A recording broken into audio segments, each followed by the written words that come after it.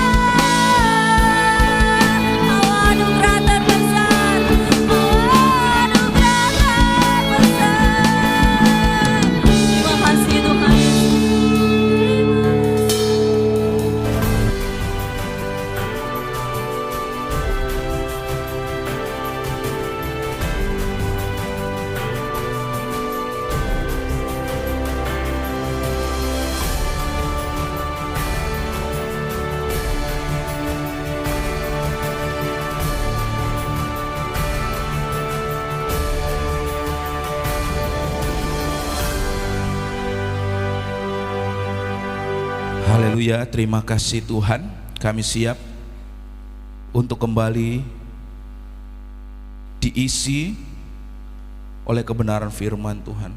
Kami siap kembali untuk disegarkan oleh kebenaran firman Tuhan. Berkati hamba-Mu, berkati seluruh jemaat yang mendengarkan firman-Mu ya Tuhan. Berbicaralah Tuhan, kami siap mendengarkan. Di dalam nama Tuhan Yesus kami telah berdoa dan mengucap syukur. Haleluya, amin. Bapak Ibu saudara-saudari, kita masuk di tema yang baru. Tak terasa ada bulan Mei ya Bapak Ibu. Temanya di bulan Mei adalah essential question, yang artinya adalah pertanyaan yang hakiki. Di minggu yang pertama kita belajar, temanya adalah pertanyaan terpenting dalam hidup ini. Apa temanya saudara? Apa temanya saudara? Nah, saudara supaya ingat nanti, kenapa saya tanya? Karena memang temanya sedang bertanya saudara. Jadi saya tanya saudara supaya saudara ingat, temanya tentang pertanyaan. Apa sekali lagi temanya?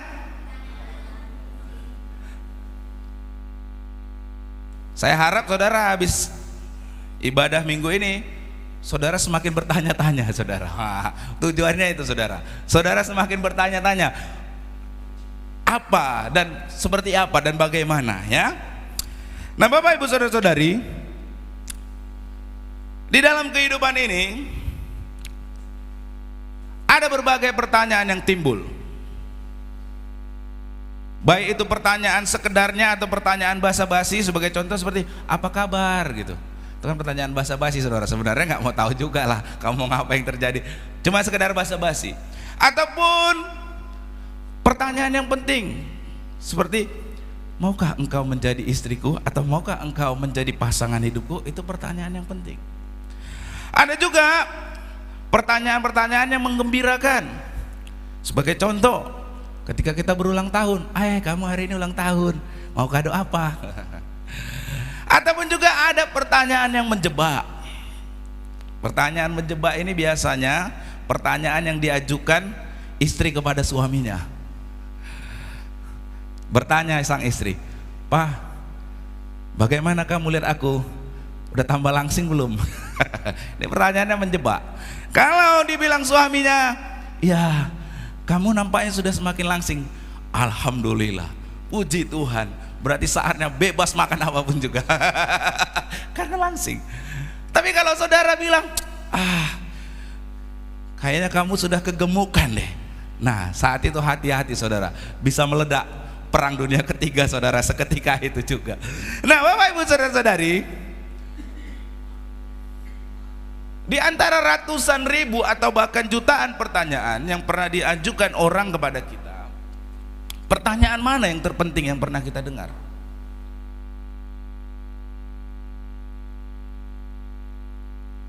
Tentu, apakah suatu pertanyaan itu patut dinilai sebagai pertanyaan yang penting atau tidak? Hal itu antara lain ditentukan oleh siapa yang mengajukan pertanyaan tersebut. Pertanyaan itu penting atau tidak, itu tergantung siapa yang bertanya. Bisa jadi pertanyaannya sama, kalimatnya sama persis, tetapi orang yang menanyakannya berbeda, maka bobot pertanyaan itu juga berbeda. Sebagai contoh nih, kalau ada pertanyaan, ini khususnya yang jomblo-jomblo ini, ada pertanyaan ya, yang bertanya, jadi kapan kamu akan menikah? Kalau itu yang bertanya adalah teman saudara, maka saudara akan menjawabnya dengan bergurau, atau jawabannya jawaban sekenanya saja. Kenapa? Apapun jawaban yang saudara berikan itu tidak memberikan dampak apapun, betul? Tetapi kalau pertanyaan itu diajukan oleh calon mertua, ditanyakan, jadi kapan kalian akan menikah? Anda akan menjawab Mei. Wah betul, bulan Mei akan menikah. Maybe yes, maybe no. Sambil bergurau Anda berkata begitu. Kira-kira apa yang menjadi respon calon mertuanya? Besok gak usah lagi pacaran sama dia. Besok gak usah lagi pacaran sama dia. Gak jelas. Nah saudara lihat, pertanyaannya sama, kalimatnya sama, hanya saja yang menanyakannya berbeda, maka bobot pertanyaan itu menjadi berbeda, betul? Nah dari sini kita dapat mengambil kesimpulan Bapak Ibu, salah satu hal yang menentukan penting atau tidaknya suatu pertanyaan itu adalah siapa yang mengajukan pertanyaan tersebut. Kalimatnya sama persis, pertanyaannya sama persis, tetapi orang yang menanyakannya berbeda, maka bobot daripada pertanyaan itu menjadi sesuatu yang berbeda.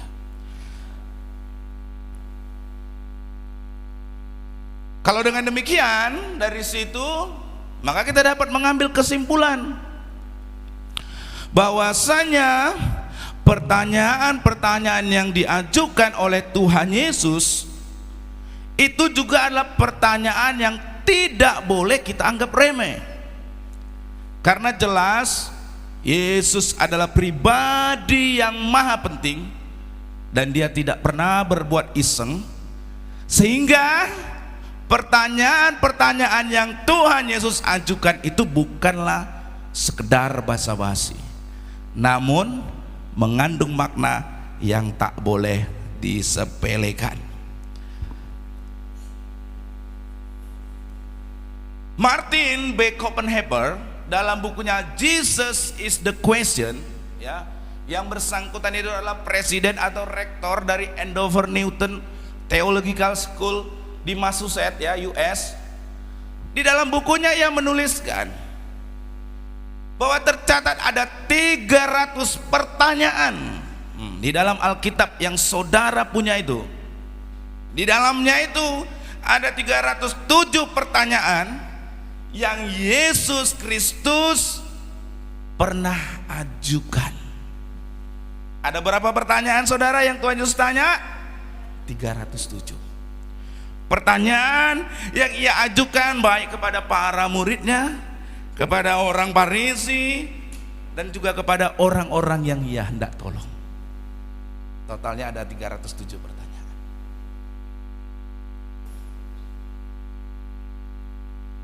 Nah perlu dipahami, kok Yesus ngapain sih nanya-nanya, emang mau kepo? Ngapain ya perlu bertanya? Tentu saudara perlu saudara pahami, kalau Tuhan Yesus itu ia adalah pribadi yang maha tahu, betul? Sebelum ia bertanya sebenarnya dia udah tahu jawabannya saudara. Lantas kenapa ia bertanya? Ia bertanya itu bukan iseng saudara. Tujuan Tuhan Yesus bertanya itu adalah supaya pertanyaan tersebut menggugah hati orang yang mendengarnya. Pertanyaan tersebut menjadi suatu perenungan bagi orang yang mendengar pertanyaan tersebut. Pertanyaan tersebut merupakan suatu cara dalam Tuhan Yesus hendak mengajar. Jadi bukan karena Tuhan Yesus kepo saudara, ya. Makanya Tuhan Yesus bertanya. Nah, Bapak Ibu saudara-saudari, dengan menimbang berbagai pertanyaan yang pernah Tuhan Yesus ajukan dan yang dicatat di dalam Alkitab, maka kita dapat mengambil kesimpulan bahwa salah satu pertanyaan yang terpenting yang ia ajukan, yang Tuhan Yesus tanyakan itu adalah pertanyaan yang ia sampaikan kepada para muridnya, dan yang antara lain itu dicatat dalam Matius 16 ayat 13 sampai 19. Di dalam ayat-ayat tersebut kita melihat tanya jawab yang Tuhan Yesus lakukan dengan para muridnya ketika mereka saat itu sedang berada di daerah yang bernama Kaisarea di Filipi. Mari kita membaca ayat-ayat tersebut. Matius pasal yang ke-16 ayat 13 sampai 19. The most important question, pertanyaan yang paling penting yang Tuhan Yesus ajukan. Setelah Yesus tiba di daerah Kaisarea Filipi ayat yang ke-13, ia bertanya kepada murid-muridnya, kata orang, siapakah anak manusia itu? Jawab murid-muridnya, ada yang mengatakan Yohanes Pembaptis, ada juga yang mengatakan Elia, dan ada pula yang mengatakan Yeremia atau salah seorang dari para nabi. Ayat yang ke-15. Lalu Yesus bertanya kepada mereka, tetapi apa katamu? Siapakah aku ini?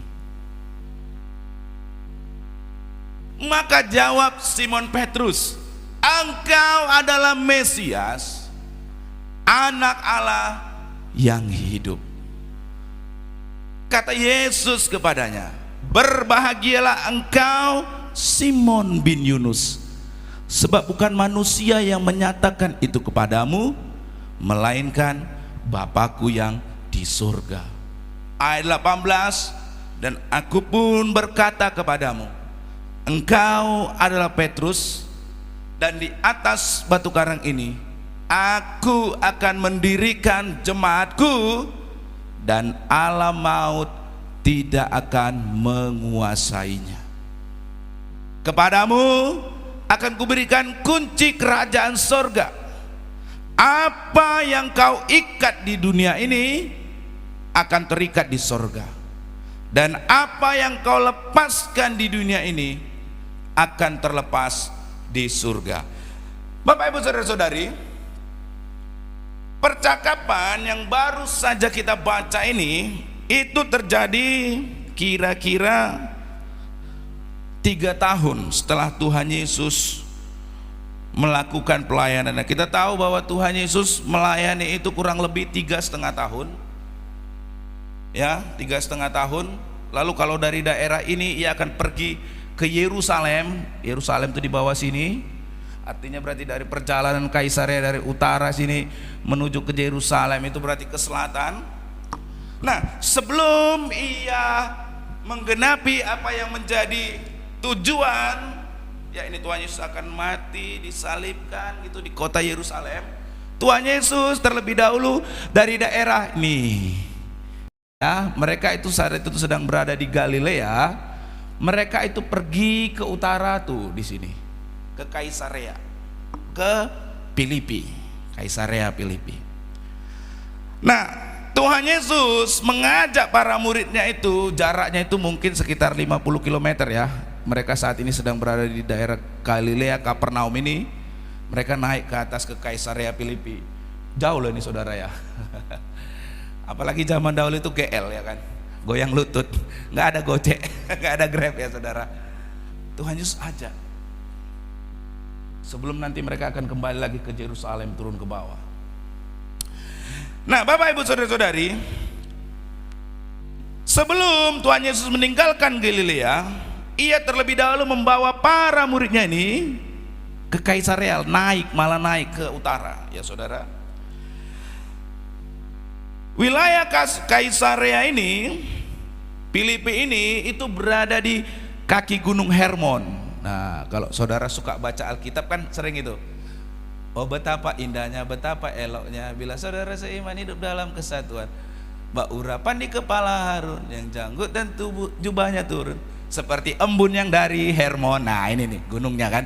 Kan gitu kan lagunya, Gunung Hermon. Nah, saudara-saudari, di kaki Gunung Hermon ini merupakan tempat di mana mata air, sumber air dari yang namanya Sungai Yordan.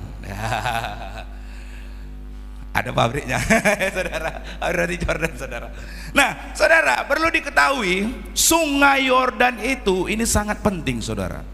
Karena Sungai Yordan inilah sungai yang mengairi hampir seluruh wilayah Yerusalem. Berarti Kaisarea Filipi ini merupakan tempat yang penting, saudara. Tempat yang penting karena di sana terletak sumber air yang menjadi sumber daripada sungai Yordan yang mengairi seluruh wilayah Yerusalem. Oleh karena itu, di dekat mata air ini, bangsa-bangsa bukan Yahudi yang pernah dan sedang menjajah Israel, mereka mendirikan berbagai macam kuil penyembahan berhala. Di antaranya itu ada kuil untuk dewa Baal, kuil untuk Kaisar Agustus, kuil untuk dewa Pan yang merupakan juga salah satu dewa orang Yunani. Nah, itu sebabnya Kaisarea ini, Filipi ini, daerah dekat ini, orang Yahudi menyebutnya atau memandang tempat tersebut sebagai pintu neraka karena banyak agama-agama pagan, saudara, di situ ya. Nah, nampaknya, bayangin saudara, nampaknya dari sini orang Yesus ya bersama dengan para murid diajaknya ke tempat yang sangat penting ini, Kaisarea Filipi ini, saudara. Dengan sengaja Yesus itu mengajak para muridnya pergi ke sana karena ia ingin menyampaikan satu pengajaran yang sangat penting kepada mereka. Kalau kita membaca catatan Lukas pasal 9 ayat 18, sedemikian pentingnya pengajaran tersebut sehingga sebelum Yesus mengajak para murid dari Kapernaum Galilea ini ke Kaisarea, di dalam Lukas 9 ayat 8 ditulis, ayat 18 ditulis, Yesus itu terlebih dahulu berdoa seorang diri. Nah, selanjutnya seperti yang dicatat di ayat yang ke-13, Yesus bertanya kepada para muridnya tentang sejauh mana orang mengenal dirinya. Untuk itu ia bertanya, kata orang, siapakah anak manusia itu? Di ayat 14 ditulis jawaban dari para muridnya, yaitu bahwa hanya sebagian orang itu menganggap Yesus adalah seorang Yohanes Pembaptis, karena memang Yesus menyampaikan berita pertobatan. Ada lagi yang menganggap bahwa Yesus adalah seorang nabi seperti Elia, karena memang Yesus melakukan berbagai macam mujizat yang juga pernah dilakukan oleh Nabi Elia. Ada juga yang berkata bahwa Yesus adalah Yeremia, karena di dalam pelayanannya Yesus itu sama seperti Nabi Yeremia yang pernah meratapi kota Yerusalem yang akan mengalami keruntuhan.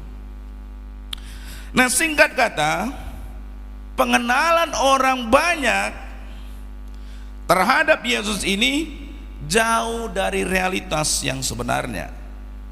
Oleh karena itu, di ayat yang ke-15 Yesus bertanya kepada mereka. Tadi kan ditanya pendapat orang lain, sekarang ditanya, tetapi apa katamu? Siapakah aku ini? Kalau menurut saudara, mengapa pertanyaan ini sedemikian pentingnya? Kenapa Yesus bertanya pertanyaan ini kepada para murid? Pertanyaan inilah pertanyaan yang terpenting. Karena apa? Karena melalui pertanyaan tersebut kita dapat melihat bahwasanya mengenal Yesus dengan benar itu merupakan hal yang sangat hakiki. Hakiki atau esensial, artinya yang sangat diperlukan dan sangat penting.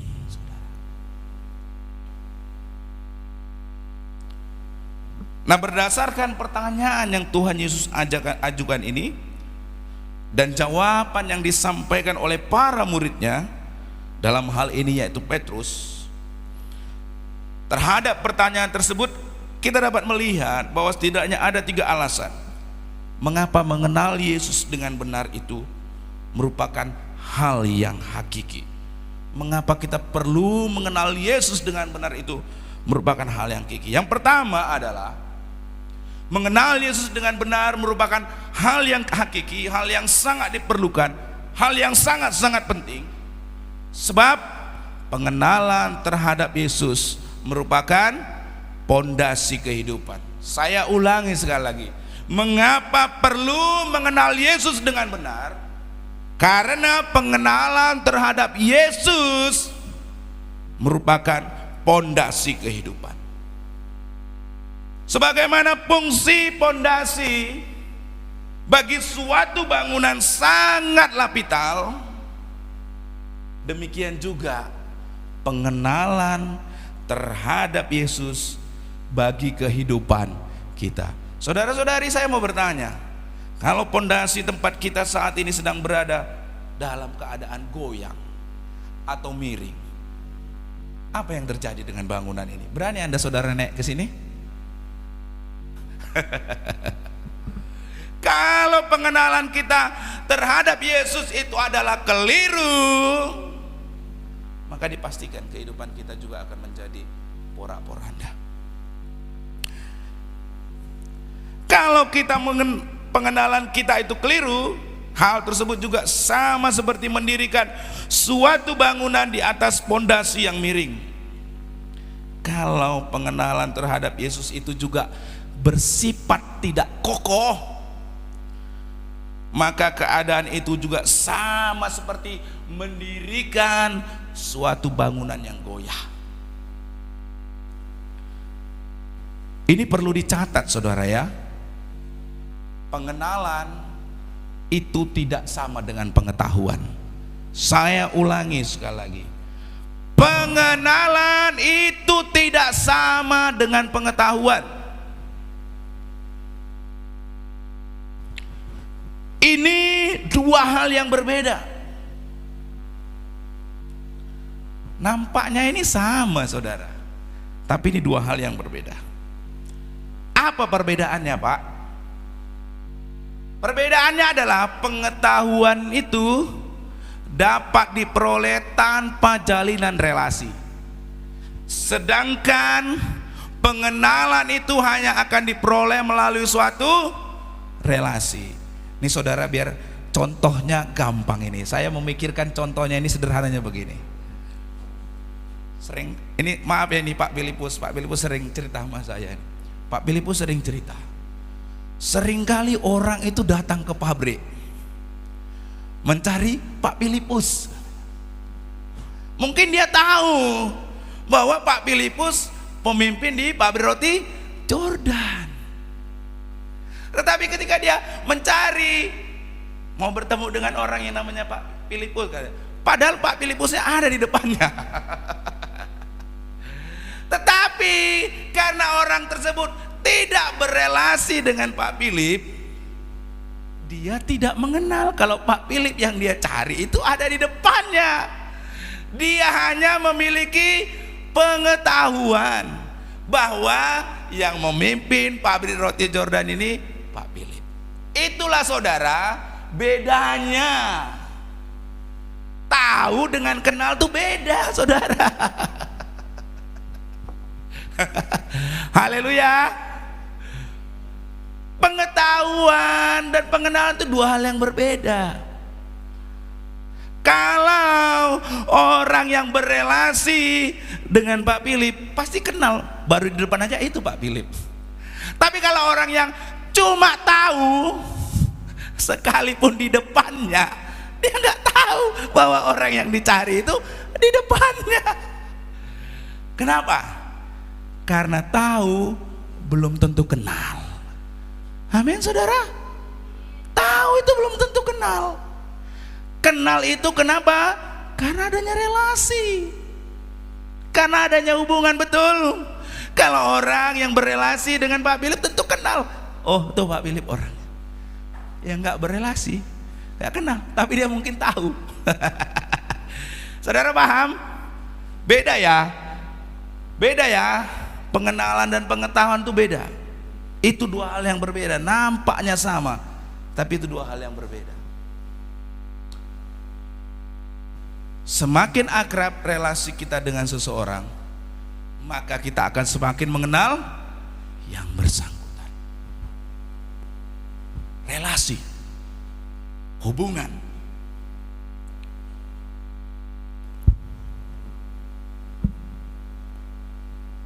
Semakin mendalam relasi kita dengan seseorang, maka semakin mendalam pula pengenalan kita akan orang tersebut.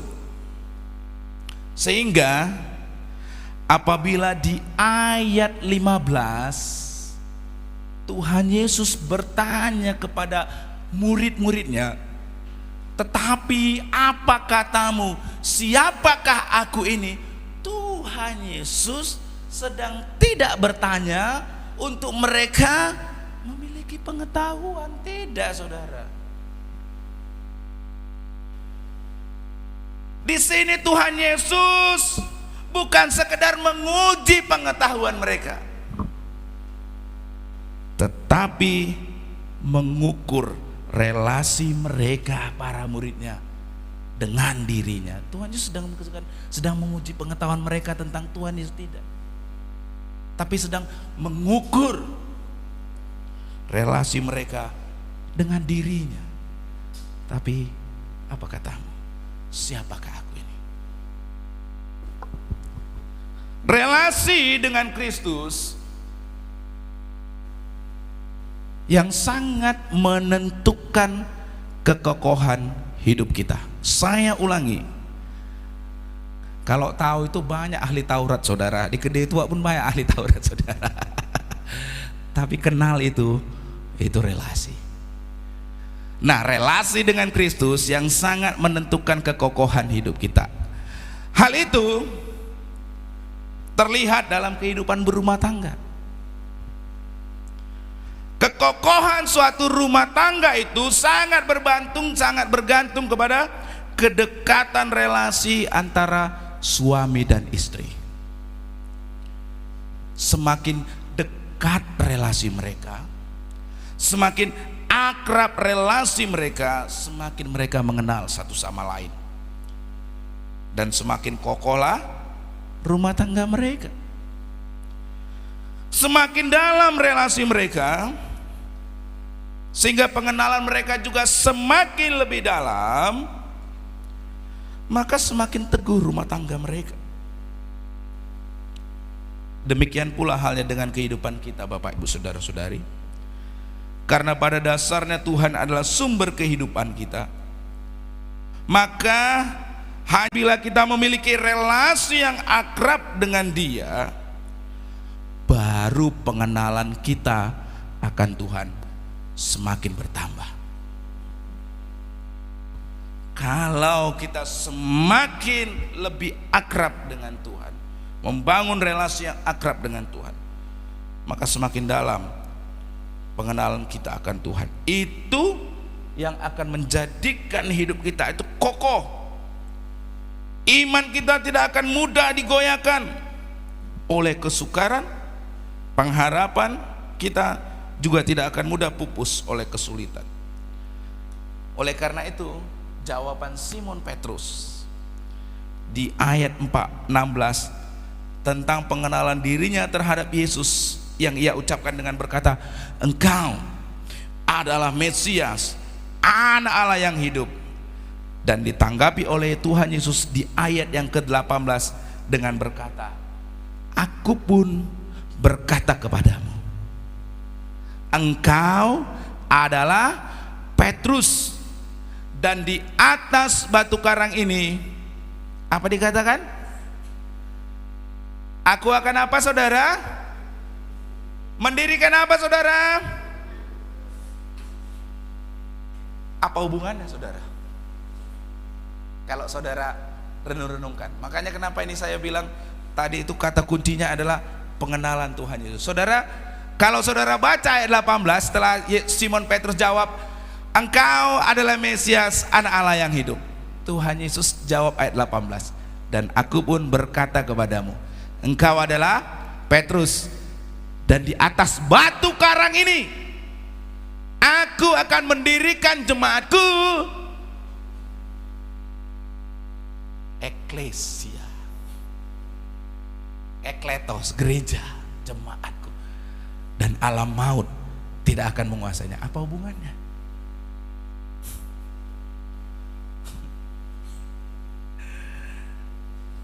Dan di sini yang saudara perlu pelajari.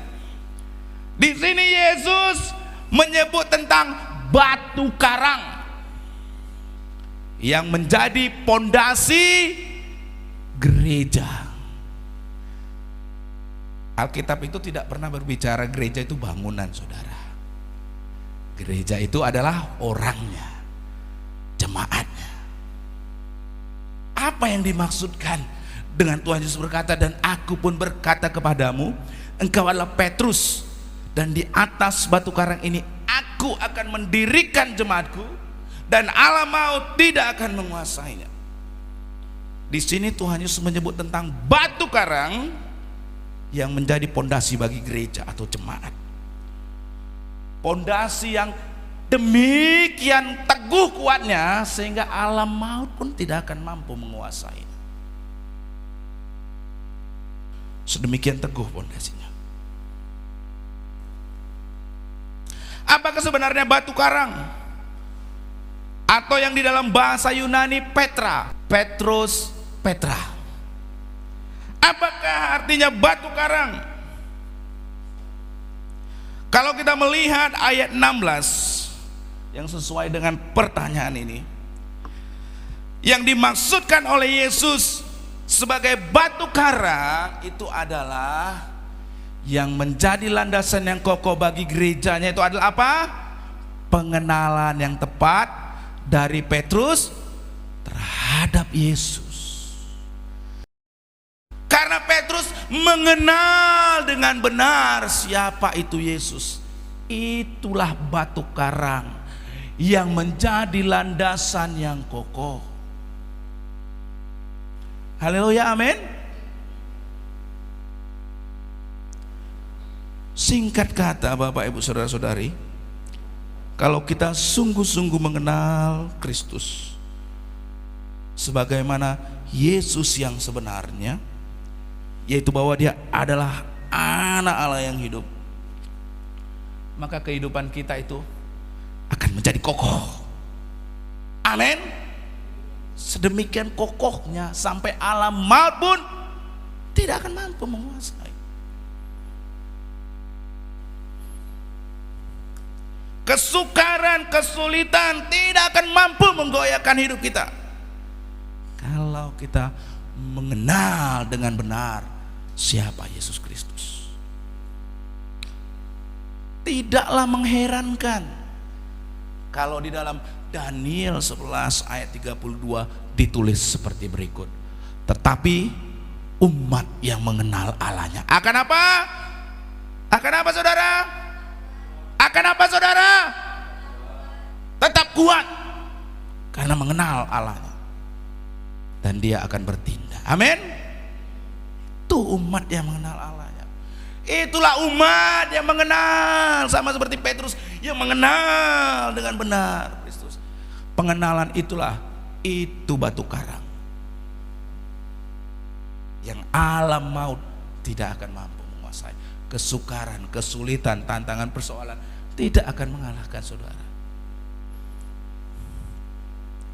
Kalau kita sungguh-sungguh mengenal Yesus, keadaan apapun yang kita alami, kita tetap akan kuat. Amin. Amin, Bapak Ibu Saudara-saudari. Kita tidak akan berputus asa, malahan kita akan bertindak karena kita mengenal siapa Allah kita, pondasi kehidupan kita. Selanjutnya yang kedua, mengapa perlu mengenal Yesus dengan benar? Dan itu merupakan hal yang sangat penting dan diperlukan. Yang kedua, pengenalan terhadap Yesus itu merupakan anugerah. Yang kedua, pengenalan terhadap Yesus merupakan anugerah.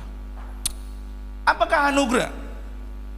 Anugerah adalah kebaikan Allah yang sangat besar yang kita alami bukan karena kebaikan kita ataupun karena usaha kita, tetapi semata-mata karena kemurahan Tuhan. Wah, kalau bicara tentang anugerah ini saudara, saya merenungkan itu, jadi saya takut ini saudara. Ini ya saudara, tentang anugerah. Hal itulah yang dialami oleh seorang pekerja yang bekerja secara malas-malasan, yang suka pakai uang perusahaan untuk kepentingan pribadi. Kalau Anda punya karyawan kayak gitu, apa yang Anda lakukan? Halo, kalau Anda punya karyawan kayak gitu, seorang pegawai kerjanya malas-malasan, udah gitu suka memakai uang perusahaan untuk kepentingan sendiri, apa yang akan saudara lakukan? Nggak mau jujur ya. Paling saudara akan bilang, pecat Pak, betul? Betul tidak saudara? Pasti. Tetapi si majikan bukannya malah memecatnya. Si majikannya malah berkata, aku tahu engkau itu bermalas-malasan, aku tahu engkau suka pakai uang perusahaan untuk kepentingan pribadi, tetapi aku tetap akan menaikkan gajimu, bahkan akan mempromosikan engkau naik pangkat yang lebih tinggi. Pertanyaan saya, pantas enggak si pegawai menerima kebaikan itu? Pantas tidak saudara? Pantas tidak saudara? Pasti tidak pantas. Jelas tidak pantas. Apakah si pegawai tadi mengalami kenaikan gaji atau promosi jabatan karena kebaikannya? Karena jerih lelahnya? Tidak. Tetapi itu terjadi karena kemurahan hati dari sang pemilik perusahaan itu. Amin saudara. Coba renungkan, bukankah Tuhan itu begitu bagi kita saudara? Halo, makanya saya bilang kalau berbicara tentang anugerah ini, saya itu jadi agak takut saudara. Siapa di sini yang udah pantas sekali, merasa pantas di hadapan Tuhan? Coba boleh angkat tangan coba, saya mau lihat orangnya. Nggak ada kan? Siapa yang merasa dirinya pantas? Saya layak Tuhan, saya pantas untuk kau perlakukan seperti ini. Ada yang berani? Kalau saudara mengalami ini semua, sama seperti karyawan tadi, itu semua karena kemurahan hati. Demikian juga Tuhan itu karena bermurah hati sama kita Bapak Ibu Saudara-saudari.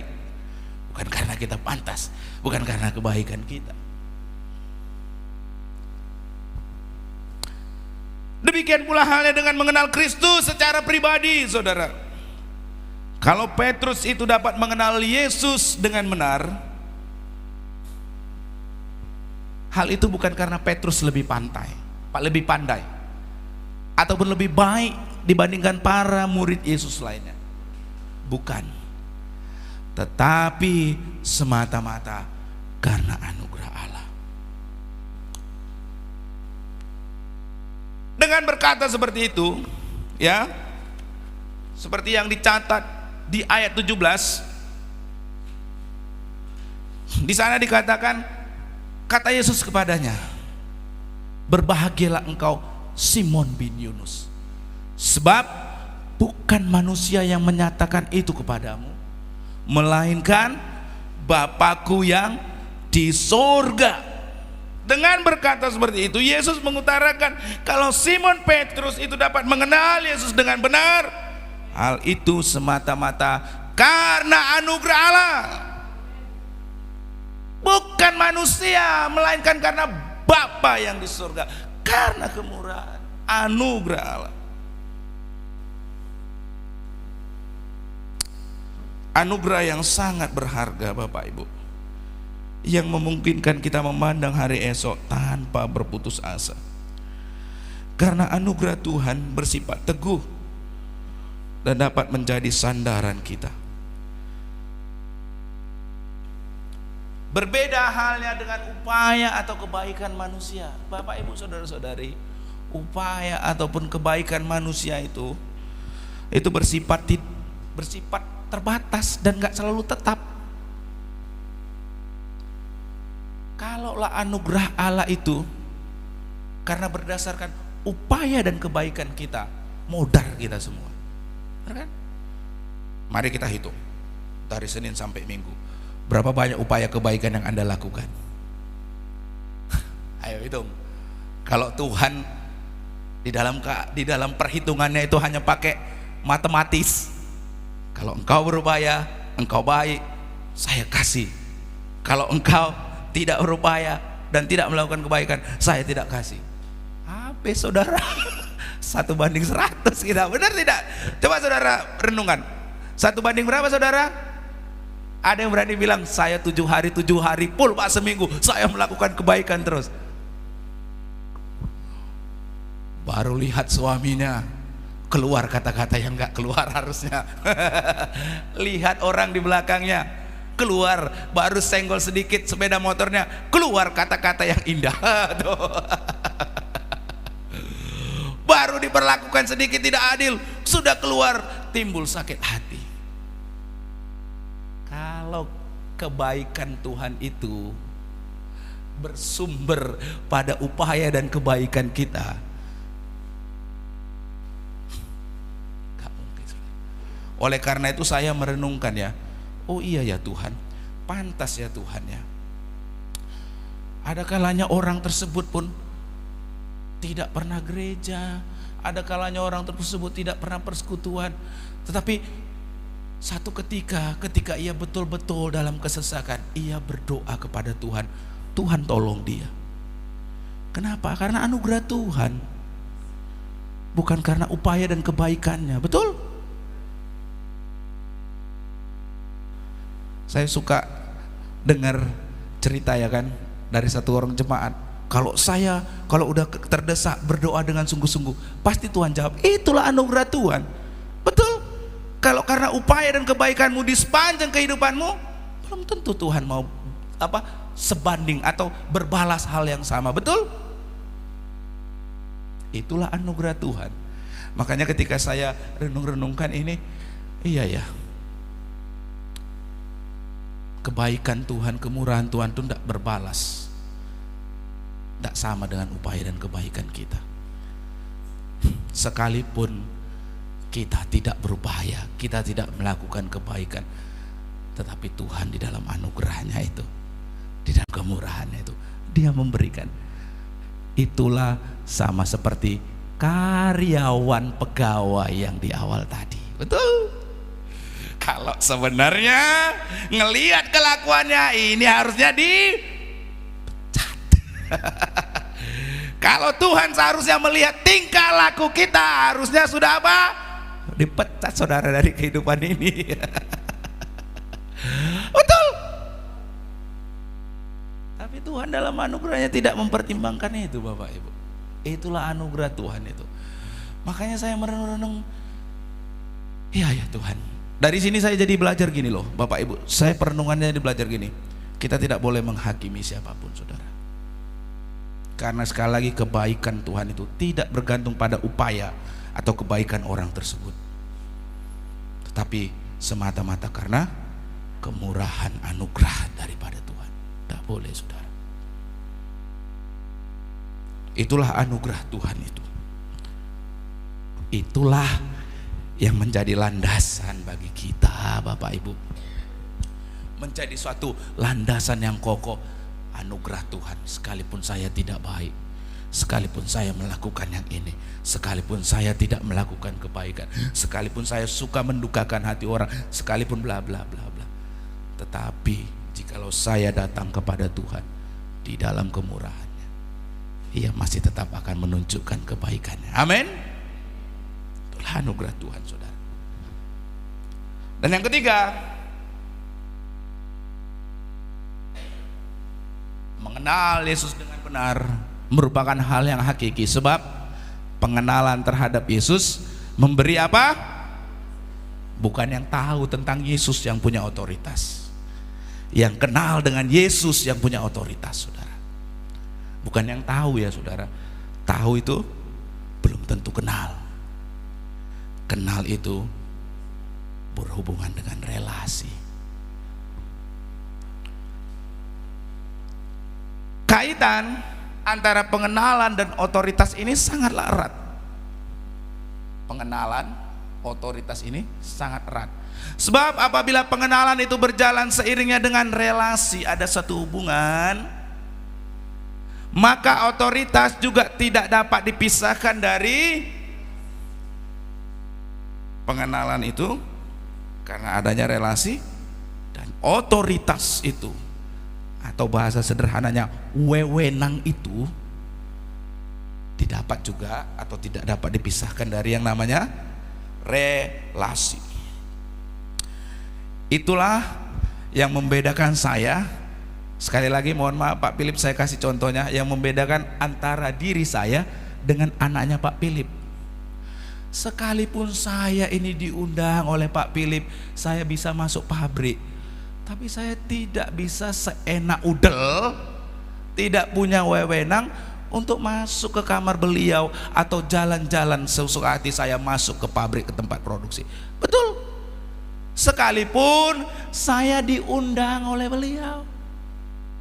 Tetapi lain halnya dengan anak-anaknya beliau, anak-anaknya Pak Philip. Mau anaknya itu masuk ke kamar Pak Philip, mau pegang laptopnya, mau nyalakan TV-nya, bisa enggak? Kenapa dia punya wewenang atau otoritas itu? Karena dia relasi yang dekat, orang tuanya Pak Philip. Betul? Betul tidak, saudara? Kenapa dia punya wewenang? Karena dia memiliki relasi yang dekat dengan Pak Philip. Saya tidak boleh melakukan itu, saudara. Haleluya, Bapak Ibu Saudara-saudari. Amin.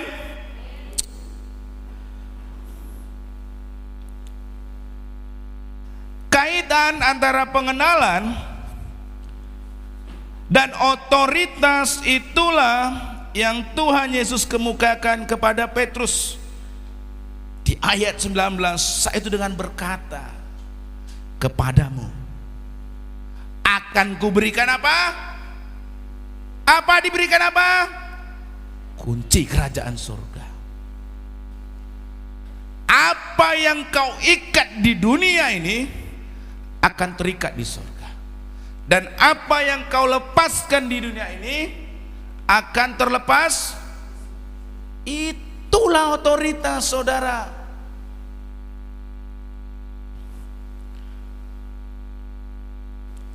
Di dalam hal ini kunci itu melambangkan suatu otoritas atau wewenang. Sama nih, kalau misalnya saya menyerahkan kepada Bobo Justin, Bobo Justin ini kunci gereja, itu sama saja saya sedang menyerahkan wewenang atau otoritas kepada Bobo Justin untuk masuk ke gereja. Betul? Itulah yang Tuhan Yesus maksudkan di sini. Kepadamu akan kuberikan kunci kerajaan surga. Kepadamu kuberikan otoritas, wewenang.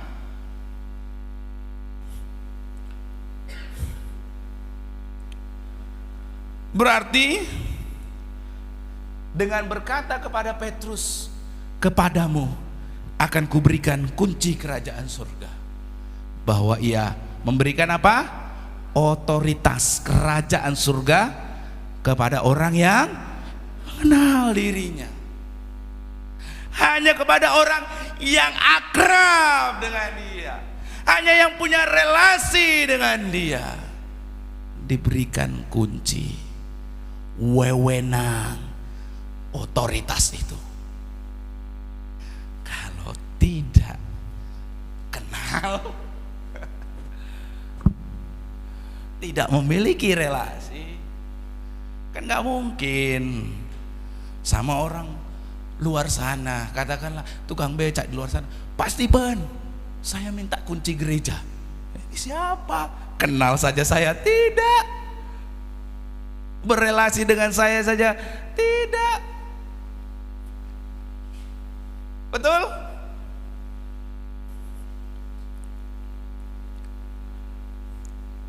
Penegasan tentang otoritas ini juga Yesus ucapkan dalam kalimat berikutnya, yaitu apa? Apa yang kau ikat di dunia ini akan terikat di surga, dan apa yang kau lepaskan di dunia ini akan terlepas di surga. Luar biasa diberikan otoritas, luar biasa diberikan wewenang itu, saudara.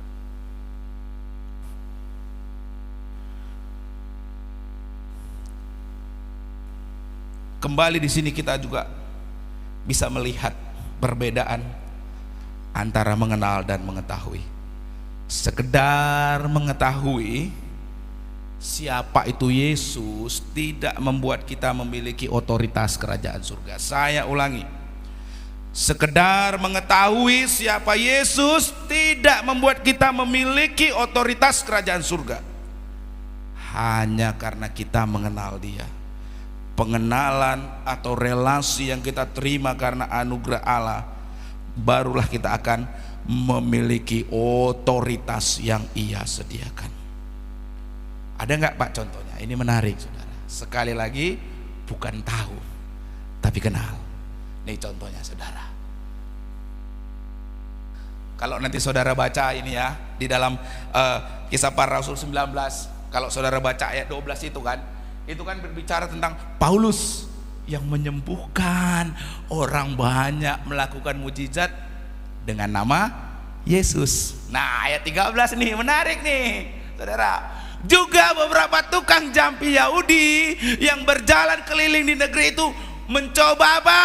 Menyebut nama Tuhan Yesus atas mereka yang kerasukan roh jahat dengan berseru, katanya, aku menyumpahi kamu demi nama Yesus yang diberitakan oleh Paulus. Mereka yang melakukan itu ialah 7 orang anak dari seorang imam kepala Yahudi yang bernama Skewa. Mereka lihat, wah, Paulus dalam nama Yesus itu banyak melakukan mujizat. Ini orang tukang jampi-jampi nih, coba dia menyumpahi kamu, karena dia tahu kan tadi nama Yesus. Apa yang terjadi? Tetapi roh jahat itu menjawab, Yesus aku kenal, Paulus aku ketahui, tetapi kamu siapa kamu? Dan orang yang dirasuk roh jahat itu apa? Menerpa mereka dan menggagahi mereka semua dan mengalahkannya, sehingga mereka lari dari rumah orang itu dengan apa? Telanjang. Dan itulah karena cuma tahu, saudara. Tahu nama Yesus berkuasa, iya tahu. Lihat tuh Paulus, mereka nggak punya relasi, nggak punya otoritas, wewenang, saudara. Makanya dibilang, Yesus aku kenal, Paulus aku ketahui. Kamu siapa kamu? Hanya kepada orang yang mengenal Yesus yang diberikan kunci kerajaan surga, diberikan wewenang, otoritas. Oleh karena itu, kalau tidak memiliki relasi dengan Tuhan Yesus, hati-hati. Jangan nanti saudara ada lihat orang kerasukan, saudara dengan pedenya, oh nama Yesus menyembuhkan ini, dalam nama Yesus. Tahunya bukan sembuh, saudara digagahi nanti sama kayak ini, saudara. Ya sama kayak ini, anak-anak Skewa ini. Tahu tidak memberikan otoritas apapun, hanya yang kenal. Amin. Oleh karena itu pengenalan terhadap Yesus itu yang sangat penting. Bukan sekedar mengetahui, tetapi mengenal. Ini contohnya nyata ini, saudara, langsung ya. Bedanya tahu sama kenal itu nyata ini, saudara. Ada di dalam Alkitab, saudara ya. Ini yang membedakan antara Paulus dan anak-anak dari imam kepala ya ini ya. Mereka itu bermaksud mengusir roh jahat, tapi mereka cuma tahu aja nama Yesus, tapi mereka tidak memiliki relasi. Sebagai akibat ya seperti yang saudara bisa lihat. Nah Bapak Ibu saudara-saudari, mengenal dan mengetahui itu nampak mirip sekali, tapi sesungguhnya keduanya itu berbeda satu sama lainnya. Pengenalan akan Kristus itu tidak dapat dipisahkan dari relasi kita dengan Dia. Relasi kita dengan Dia itulah yang memberikan otoritas, wewenang dalam kehidupan kita. Bapak Ibu saudara-saudari, mengingat bahwa pondasi merupakan bagian yang terpenting dari suatu bangunan, bagian yang menentukan kokoh atau tidaknya bangunan tersebut, maka dapat kita simpulkan bahwasanya pengenalan akan Kristus merupakan hal yang sangat-sangat diperlukan, hal yang sangat-sangat penting. Sehingga dengan demikian pertanyaan yang Yesus ajukan kepada para muridnya, sebagaimana yang dicatat di dalam Matius 16 ayat 15 tadi, menurut kamu, tetapi apa katamu, siapakah aku ini? Itu merupakan bagian yang sangat-sangat penting. Bahkan itu pertanyaan yang penting. Tetapi apa katamu? Siapakah Yesus menurut Anda sekalian?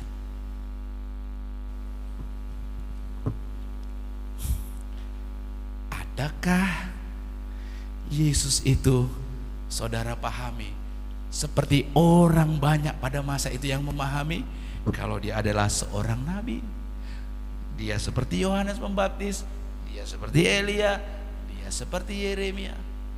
Atau Anda mengenal Yesus seperti Petrus, engkau adalah Mesias, anak Allah yang hidup. Pengenalan yang benar itulah yang akan mengokohkan kehidupan kita. Apa? Siapa Yesus bagi Anda? Siapakah Yesus bagi Anda? Pengenalan yang benar bahwa Yesus adalah Mesias, anak Allah yang hidup.